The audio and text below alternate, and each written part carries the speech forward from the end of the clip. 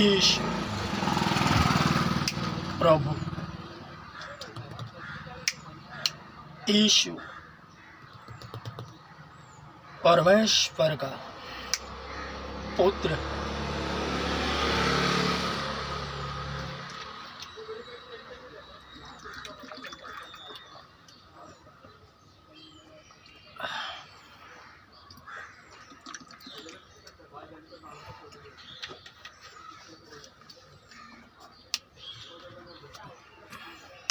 यीशु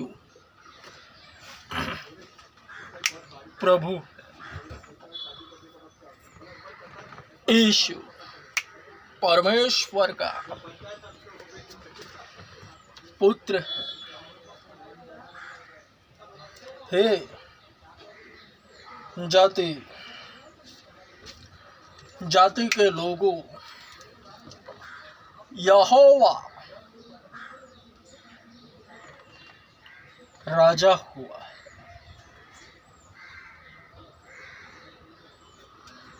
यहोवा राजा हुआ।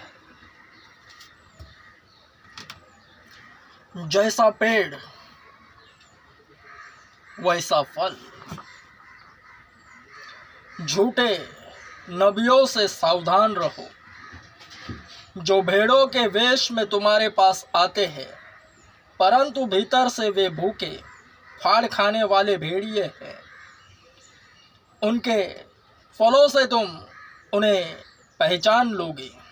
क्या कटीली झाड़ियों से अंगूर या कांटों से अंजीर तोड़े जाते हैं? इसी प्रकार प्रत्येक अच्छा पेड़ अच्छा फल देता है, परंतु निकम्मा पेड़ बुरा फल देता है।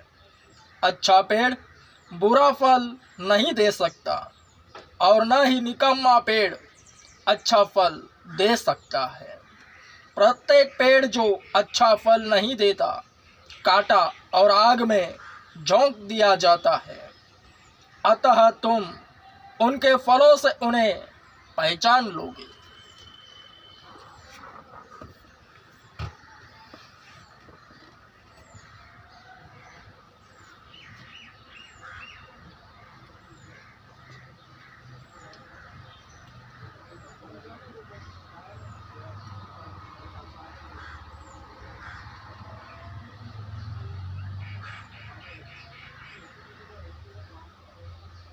अनभिज्ञता को प्रकट करता है।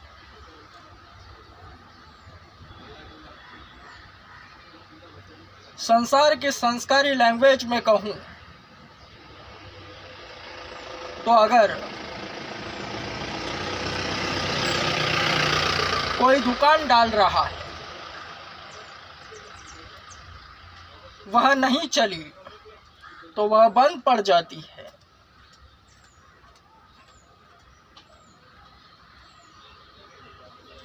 वर्ण मसीहत में अच्छा पेड़ और बुरा पेड़ कैसे पहचाने? कलीसियाएं छोटी छोटी एवं बड़ी बड़ी क्यों है? मरे हुए कौवे हैं। मसीहत बढ़ने का नाम है, हमेशा बढ़ती है। पल पल सेकंड सेकंड आग की पुतली झपकने का समय है बढ़ने का। निरंतर बढ़ती रहती है मसीहत, फैलती जाती है उस भक्त के द्वारा जो प्रभु यीशु पर विश्वास एवं प्रेम करता है। मजबूत बढ़ती है। बढ़ती का नाम ही मसीहत है, और जो घटता है उसे हटाया जाता है। मार्केट में उसे कोई नहीं पूछता। पूछने वाले केवल उसी के लोग होते हैं जिन्हें उन्होंने मारा है आत्मा में।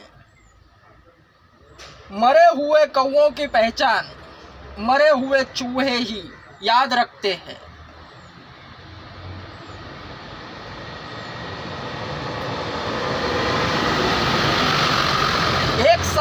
भीड़ में 10-20 हजार कौवे मरे हुए पाए जाएंगे तो खुदा परमेश्वर की हटती है तो एक को खड़ा करता है और सबकी हटाता है।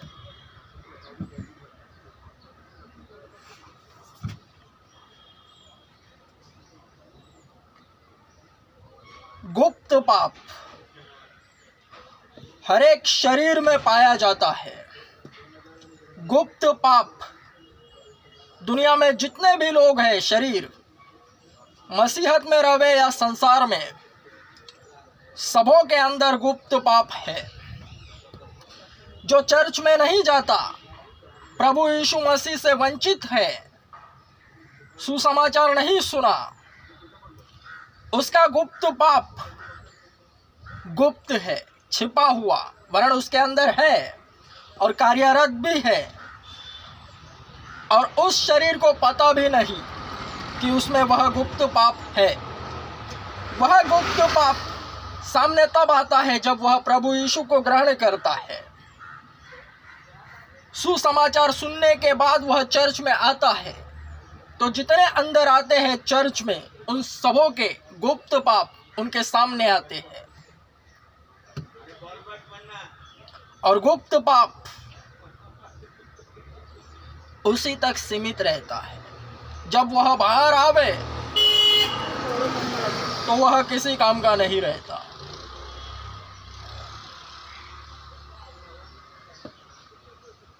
इसलिए गुप्त पाप है। हर एक छोटी छोटी बात है जो मनुष्यों को, केवल मनुष्य मात्र ही रखती है। मनुष्यों को बचाने के लिए यह एक परमेश्वर का अद्भुत प्रकल्प है। इतना महान परमेश्वर है जो अपनी निर्मित मनुष्यों से इतना प्रेम करता है, जिसने स्वयं अपनी जान दी है, स्वयं मनुष्यों में मनुष्य बना, मनुष्यों के बीच मनुष्य बनकर रहा।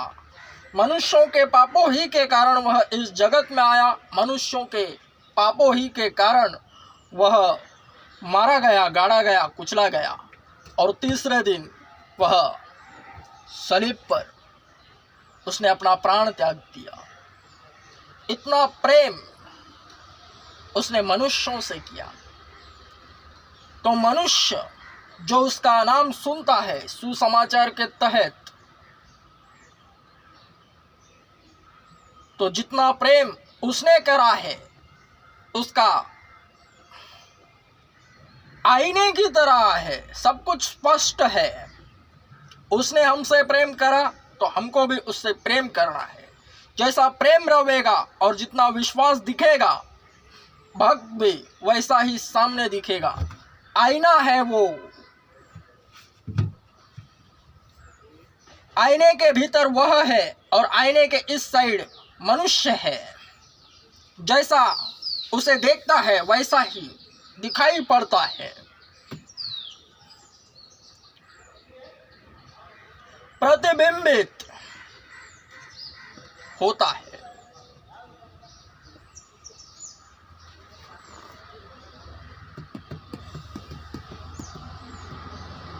प्रथम मनुष्य आदम और हव्वा। वचन का अर्थ वहीं से जुड़ा है। पेड़ जैसा पेड़ वैसा फल। प्रथम मनुष्य आदम और उसकी पत्नी हव्वा, वे अदन बाग से आज्ञा भंगता के पाप के कारण बाहर निकाले गए। उनका पाप आज्ञा भंग है। परमेश्वर ने जो आज्ञा दी है उसे भंग किया। जिस फल को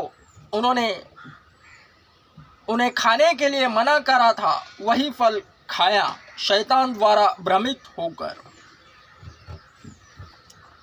तो हर एक मनुष्य इस जगत में है, वह सुसमाचार सुनते ही आत्मा में चला जाता है और चर्च की तरफ अपने पांवों को घुमाता है।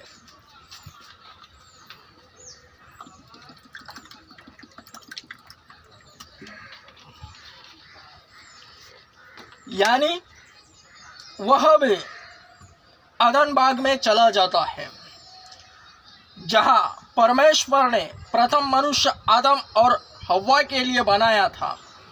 उसी अदन वाटिका में जाना यानी आत्मा में चले जाना शुरुआती दिनों में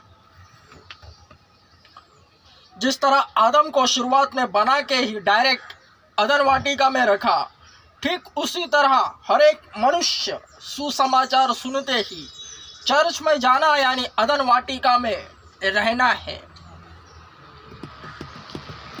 और जिस तरह आदम और हव्वा बहकाई गई आज्ञाभंगता के कारण, ठीक उसी तरह हर एक मनुष्य में हर एक प्रकार के पाप है और वे वही पाप करके वहां से बाहर निकलते हैं, दोबारा शरीर रूप में आते हैं। ऐसा सबों के साथ होता है।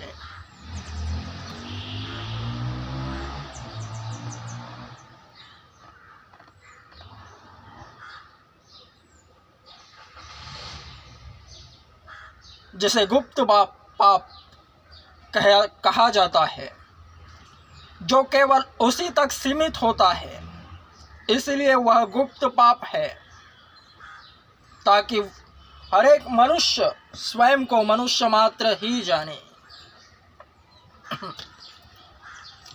और जब वह गुप्त पाप फैल जाता है तो वह मरा हुआ पकड़ा जाता है।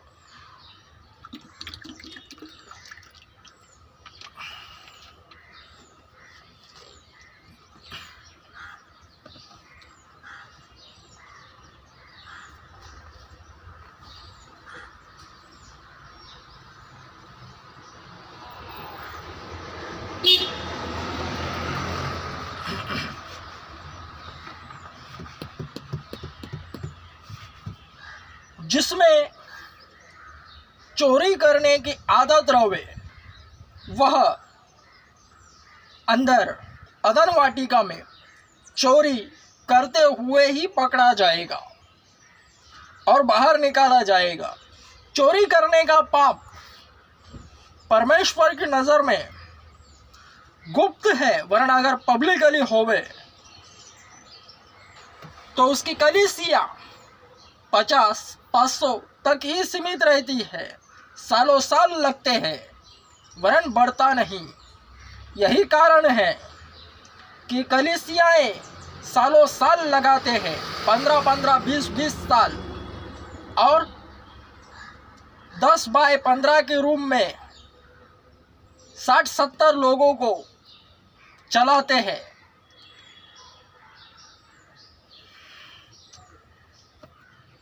छोटी छोटी कलीसिया, बड़ी बड़ी कलीसिया, बड़ी बड़ी कलीसिया क्यों बढ़ती है? क्योंकि उनका पाप सामने नहीं आया, परमेश्वर की नज़र में वे गिरे हैं। जिस तरह आदम और हव्वा केवल परमेश्वर की नज़र में गिरे हैं, ठीक उसी तरह वे भी, जिनकी बड़ी बड़ी कलीसिया है, वे केवल परमेश्वर की नज़र में गिरे हैं, मनुष्यों की नहीं। हर एक अगुवा गिरा हुआ होता है,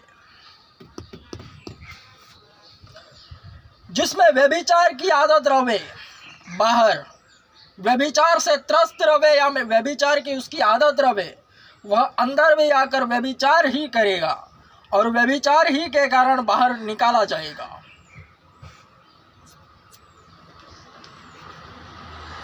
हर प्रकार के पापों ही के कारण अदन वाटिका से बाहर निकाले जाते हैं। जैसा पेड़ वैसा फल, वचन पूरा हुआ।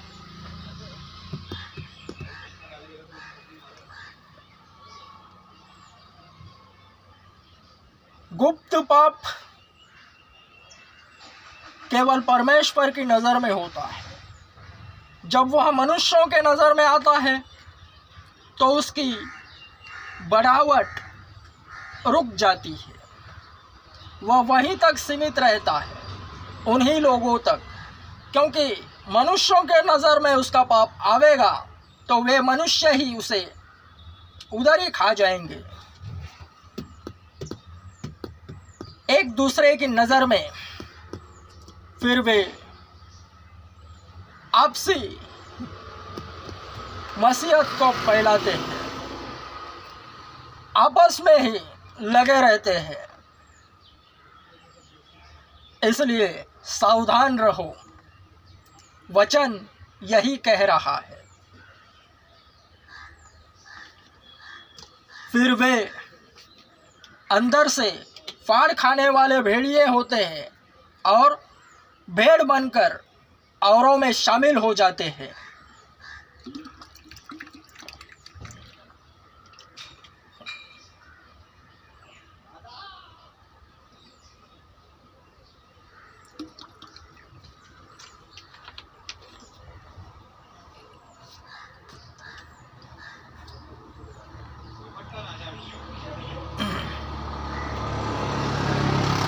बढ़ती का नाम मसीहत है।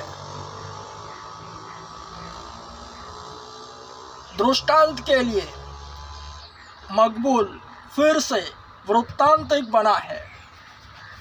अगर बढ़ती का नाम मसीहत है तो मकबूल की सांसों से मसीहत बढ़ रही है। जैसे जैसे मकबूल सांस लेता है छोड़ता है, मसीहत भी उसी स्पीड से बढ़ती है, केवल मकबूल के जरिए।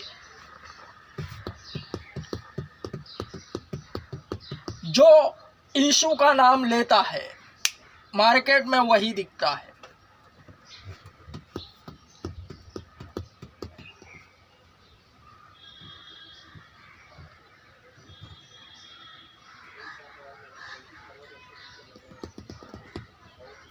दुनिया का सबसे बड़ा चर्च ओपन हो चुका, मेरे पास आओ। परमेश्वर का राज्य निकट आ पहुंचा है। यह आंखें परमेश्वर के राज्य को निकट आते हुए देख रही है। मकबूल की आंखें परमेश्वर के राज्य को निकट आते हुए देख रही है। मकबूल के चर्च के एड्रेस का पिन कोड इंडिया में जगह जगह दुष्टात्माएं लेकर घूम रही है। Amen. Strong. Amen.